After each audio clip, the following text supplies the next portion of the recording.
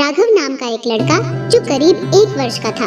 उसके माँ बाप भीख मांग कर उसका व अपना पेट भर रहे थे।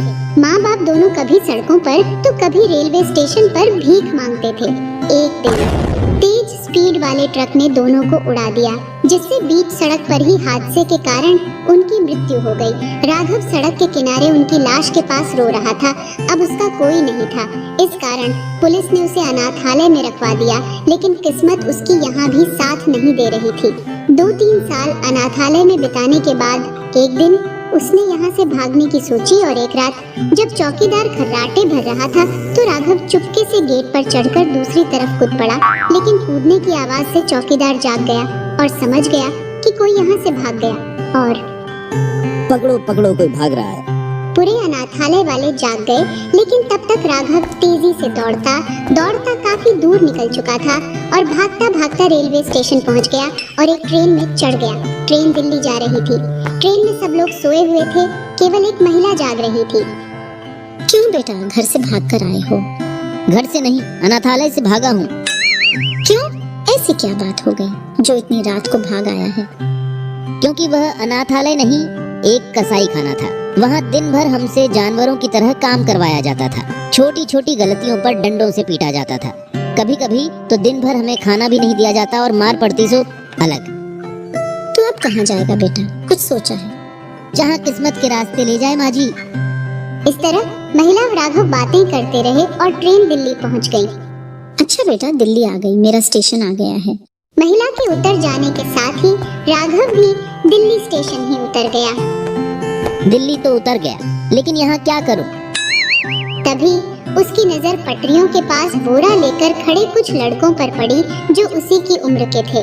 वह पटरियों से खाली प्लास्टिक की बोतलें और कुछ सामान उठा रहे थे। मैं भी इन प्लास्टिक की बोतलों को इकट्ठा करके बेचूंगा। उस दिन से ही राघव भी स्टेशन पर रहने लगा। दिन भर राघव बोतलें इकट्ठी करता और शाम होते ही सारी बोतलें कबाड़ी वाले के यहाँ बेचता। रात को वह स्टेशन पर ही सो जाता।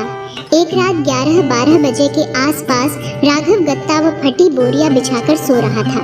स्टेशन उस समय कुछ खाली सा ही था। तभी उसे किसी बच्चे के रोने की आवाज सुनाई दी।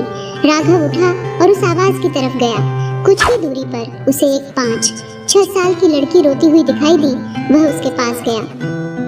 कौन हो तुम? तुम्हारे मम्मी पापा कहाँ हैं? राघव स्टेशन पर मौजूद सब लोगों से पूछता रहा कि यह बच्ची किसकी है, परंतु कुछ पता न चला।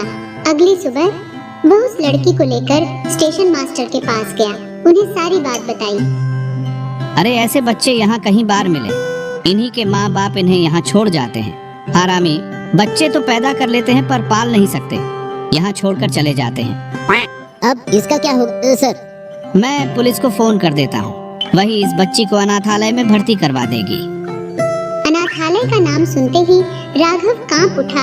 उसे पता था कि वहाँ की जिंदगी कैसी होती है।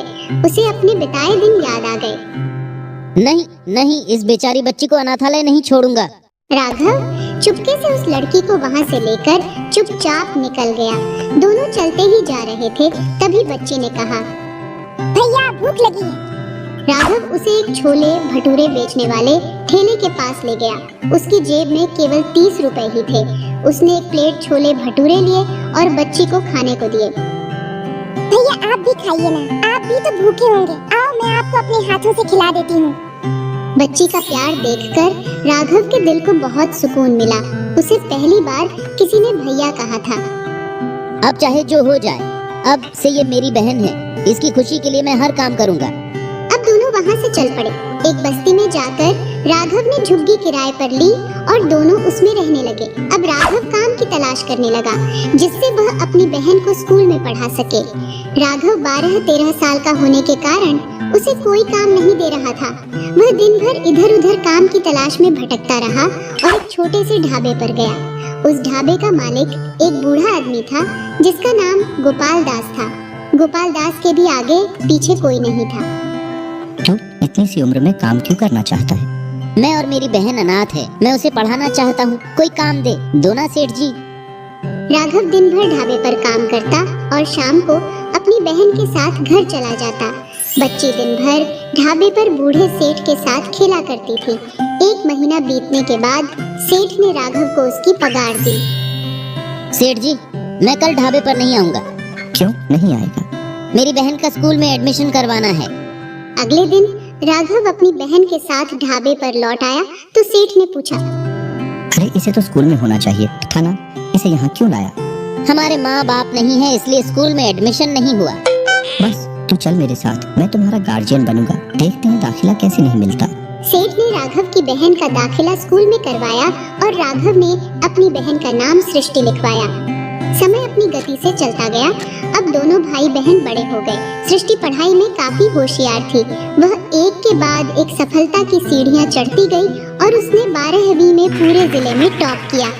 उसने अपनी काबिलियत के दम पर मेडिकल कॉलेज में दाखिला ले लिया, वो भी स्कॉलरशिप के साथ। राघव सृष्टि की सफलता से बहुत खुश था। वहीं दूसरी तरफ गोपाल दास अब बूढ़े हो चले थे।